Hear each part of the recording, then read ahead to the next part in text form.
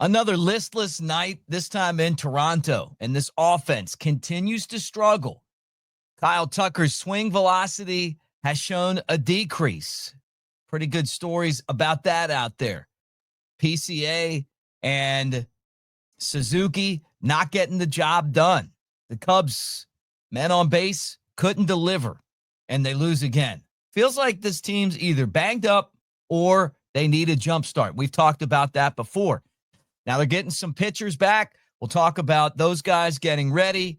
And how about gamblers? Are they really playing that much of an effect on players right now in the major leagues because it is so easy to gamble? We'll get into that. And also the Cubs' new first-round pick can't break the top 5 prospect list with the team. Is that concerning? All that right here on the Cubs Baseball channel. Like, subscribe, thumbs up. Let's get the party started, everybody. Thank you for being here. And here we go.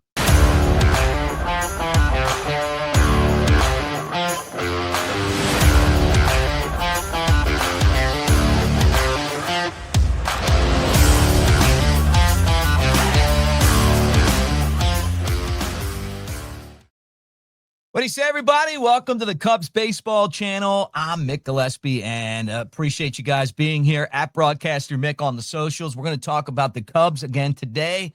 And another heartbreaking loss for the Cubs. I guess all of them kind of feel that way. I hear from you guys, you're getting pretty fed up with it, and it's the offense that just can't seem to generate anything out there. They're not hitting home runs.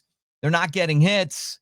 Feels a lot like last year, and you wonder why. Now, I thought it was interesting right out of the chute that I was reading some articles about Kyle Tucker's swing velocity being diminished, okay?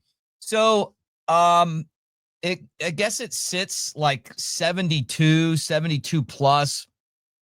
That's according to Baseball Savant data. And then all of a sudden, he had the hand injury, the sliding into the base, and it went down. And then it came back up, and then it's down again. And it's like sitting 70, right? So 2 miles an hour. And they're saying, hey, 2 miles an hour, a dip of 2 miles an hour is equivalent to 10 feet of distance, right? And he's frustrated. Look, I think everybody's frustrated right now. He looks tired to me. And that kind of coincides with the dip in velocity. Now, I can remember spending some time with Rod Carew. Rod Carew is one of the greatest hitters of all time. And we were talking about Rod Carew's bats. And he said that during the course of the season, he got tired and he would go from a heavier bat to a lighter bat. I wonder if those are things that these guys do. And maybe they do it and they don't talk about it. But it's the same thing to me when I hear guys who are Hall of Famers, when Pete Rose was still alive and he's talking about how to beat the shift, or Will Clark talking about how to beat the shift, or Mark Grace, putting the ball in play. And it's like, well, this day and age, the players just can't figure that out, whether it's positioning their feet, whether it's not trying to hit a home run. And I wonder if this is one of those situations where you get to this part of the season. It is the dog days. You're playing every day. He doesn't get many days off. If he's not tired, if maybe something like switching a bat could help out. I don't know. But what I do know is that the Cubs are starting to feel like the team from 23. This is starting to feel like this, like they're going the wrong way. They're not in the mix anymore for the division. Now, part of that is Milwaukee's playing great baseball, and they're winning every day. They're the best in the major leagues. Like, they are on a roll right now that teams get on occasion. Feel like I remember the Cubs regular season in 2016. They just kept roll-off wins. They got a little tired at the All-Star break and then won a bunch of games. The Brewers feel like, to me, one of those teams that wins a lot of regular season games, kind of like the Mariners in 2001. And then they get into the playoffs and then nothing happens, right? I'm not convinced that they're going to match up against the Dodgers and the Padres and the Phillies when the games really count. But I'm going to give them credit, and I'm not going to sit here and tell you that they're not a good team. They built from within their organization. They made trades that mattered. They have a payroll that's a lot smaller than a lot of teams, not just the Cubs. and they're winning games playing baseball the right way. Hey, that's the way you do it. I like moving runners. I like setting up innings with sometimes a sacrifice bunt. I like pitchers that throw strikes. I like bringing in guys from your organization that you developed and you draft. And honestly, I hope that that's something that the Cubs have. We did a video and talked about Craig Counsell. How involved was he with Milwaukee? Because out he goes, and then Pat Murphy steps in, and he's getting the job done. But let me tell you guys this. We are a long way from the end of this fight. It's not over now. They can't win the World Series tomorrow. They can't win it the next day. The Cubs still have to, and I believe this, have to worry about fixing the things within their own team. And the Cubs could be one of the most dangerous teams in baseball by the time the playoffs roll around. But I feel like they need to take advantage of Owen Casey, take advantage of Moises Ballesteros, take advantage of these guys that are in Iowa. Maybe they don't know they're not supposed to be hitting right now. Casey, another home run for the Iowa Cubs last night. I'm telling you right now, just like I told you with Pete Crow Armstrong, just like I told you with Javi Baez, just like I told you with Chris Bryant, just like I told you with Ballesteros, Owen Casey is going to come up and he's going to hit. He's going to strike out. I don't know what it's going to look like when it's all said and done, but what we're getting right now, he could do better. Maybe not on a long-term scale, but he could do better because these guys are missing their pitches. They're not hitting them. Pete Crow Armstrong isn't taking advantage of the mistakes anymore. He looks like he's pressing, right? Seiya Suzuki isn't out. So is Kyle Tucker. And they're saying that his bat velocity is down. Bat speed is down. Sometimes it's just taking a rest. Give the guy a week off. Give him 2 weeks off. Is it going to make that much of a difference? I don't know. I mean, it's not like he's doing anything at the plate anyway. They need to do something. And it feels like they need, and I'm not panicking. It feels like they need to do something to try to get some energy and some momentum on that big league team because it's not there right now. And we'll see what happens. And maybe it's just like, don't get too high. Russ Nixon used to tell me that. He was the first baseball manager that I ever spent a lot of time around. And he used to say, don't get too high, don't get too low. No matter what's going on, try to stay right in the middle. And I know Craig Counsell's trying to do that, And I've told you guys before, Rhino always said stuff like this. You're better for it if you can figure out how to work through it, right? And the Cubs may be better off for having gone through this, how to get out of this, how to get out of a collective slump, because they are in a slump right now. No doubt about it. And the biggest issue I've had with the entire organization for the last 3 or 4 years is that when you're not hitting home runs, how are you scoring? And I see them trying to steal bases, trying to run. Moving runners to me is important. Don't be afraid to lay down a sack bunt if it's a situation where you're trying to just get some runs to generate some offense. I think the other thing is scoring first. It feels like every time the other team scores first, the Cubs lose. So we'll see what happens. But tough loss in Toronto, and this begins a stretch of games where the Cubs are playing some pretty stiff competition, and the Blue Jays are certainly that.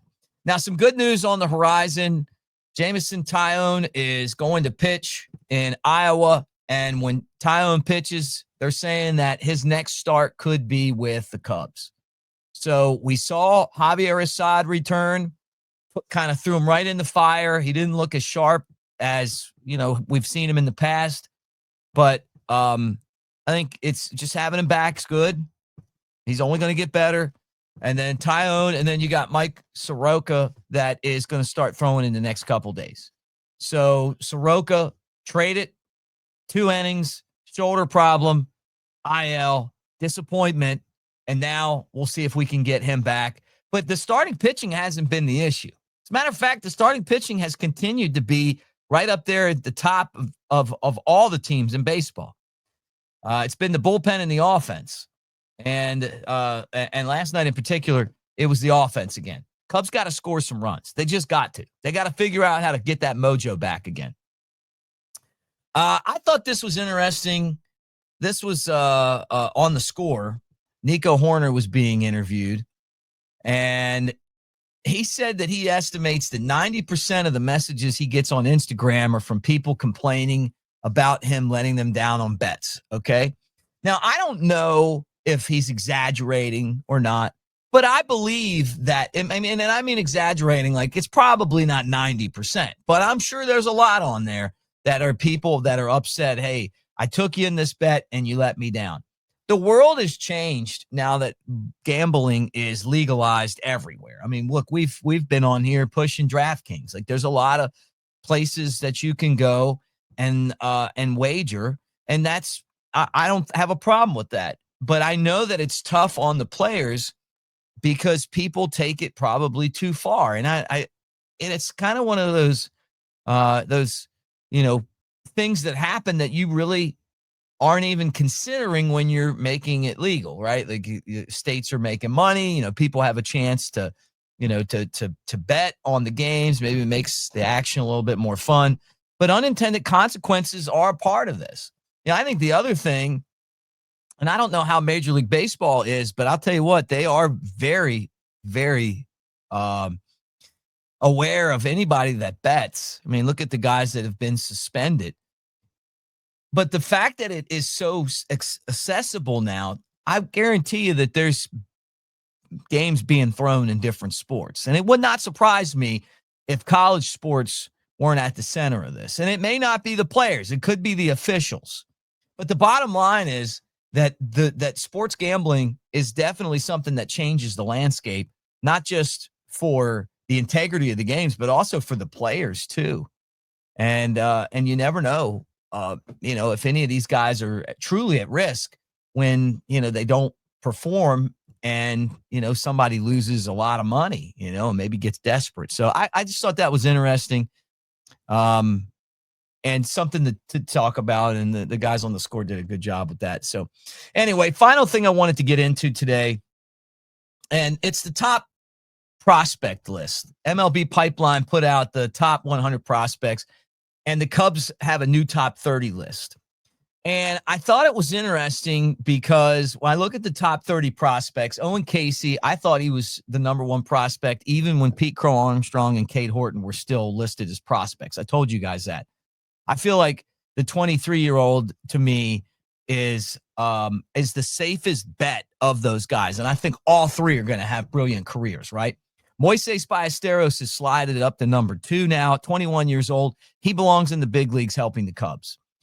Jefferson Rojas at 3. Look, the guy's got a long way to go before he's going to be in the major leagues. He's got to confine his game. He's got some potential, but he's nowhere in my mind is Rojas knocking on the door to the major leagues anytime soon. Jackson Wiggins probably should be slotted ahead of him other than the injury issues that he has, but he's number 4. He's the Cubs, by far the Cubs' top pitching prospect.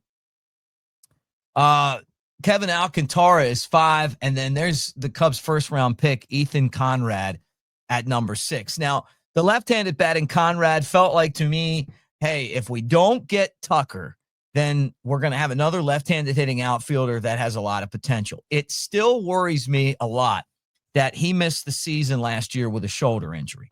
And then some of you guys have reminded me, hey, they drafted Wiggins and he was coming off of an injury. They've drafted other players that have dealt with injuries, and maybe you get kind of like a diamond in the rough. Maybe you get a little bit better. Plus, you don't have to pay as much, and he signed under slot because of the fact that the guy's injured. I just think with your first-round picks, you want someone that is going to produce. That you are guaranteeing this guy is going to make the major leagues, and he is going to be, in this day and age, be producing soon.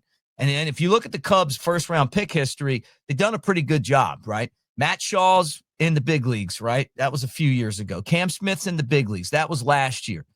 And you go back, and there's guys that are doing it, right? Those are the last 2, and then this guy that's hurt. So anyway, he's listed at number 6. That almost feels like, hey, we're going to list him at number 6 because he's a first-round pick. But how do you list him ahead of Jonathan Long, who I know some scouts aren't a big fan of his swing, but the first baseman just continues to rake. He's number 7. Pedro Ramirez, who's just been so consistent in double A and every level. Ramirez, not a power guy, but utility and someone that kind of gives you that, I wouldn't say Willie Castro, but he could potentially be a pretty good utility guy. I think that we're trying to figure out if the 21-year-old's going to play every day, but I really like his game. Brandon Birdsell, who's been injured, is number 9. I think he was knocking on the doors of maybe making the big leagues this year. And then James Triantos has slide it down to number 10. So he's been going the wrong direction. But anyway, the fact that the first round picks out of the top 5 does bother me a little bit, because I feel like there's a slot there for him if it was someone that was playing. And I feel like he's almost a little inflated just because of where he was drafted. So we'll see. Anyway, that's the show for today. You guys tell me what you think in the comments section. I'm not the be-all, end-all of picking prospects. I'm just giving you my opinion. I cheer for every single one of these guys to make it. I cheer for the Cubs at the big league level to continue to make it and the Cubs to win. So there's no bias in here when it comes to me saying it's just my 40 years of being around the game and 20 years as a member of the Cubs organization telling you guys what I think. And it's been hard to watch this team play lately. And it feels like they need a jump start. And it feels like they need a shot of adrenaline. But I'm not ready to panic yet. So we'll see what happens. Anyway, like, subscribe, thumbs up. Thank you guys again for hanging. And we'll do it again tomorrow. I almost jumped on and did a live show when Javi Assad was activated. But I thought, is that... I was like, and we're going to start him. And I'm like, oh, man. Chances are it's going to turn out exactly like it did. Some good, some bad, and some ugly. Anyway, thank you guys for hanging. Cubs take on the Blue Jays again in Toronto. That's another game at 6:07. What a weird time, right? It'll be Cade Horton on the mound. I like the way that he's kind of turning into the player that we thought he would be. 6-3, 3.18 ERA. And then Kevin Gausman, who I always thought was a good pitcher. I can remember being in the Cubs broadcasting booth and talking to JD about him when he was struggling in Baltimore. And I'm like, this is a change of scenery guy. And he has been 8-8 record, 3.85 ERA, 2 pretty good pitchers going at it. And the Cubs looking for, something to get back on track. But thank you guys for being here. We'll do it again tomorrow. Unless something breaks, go Cubs.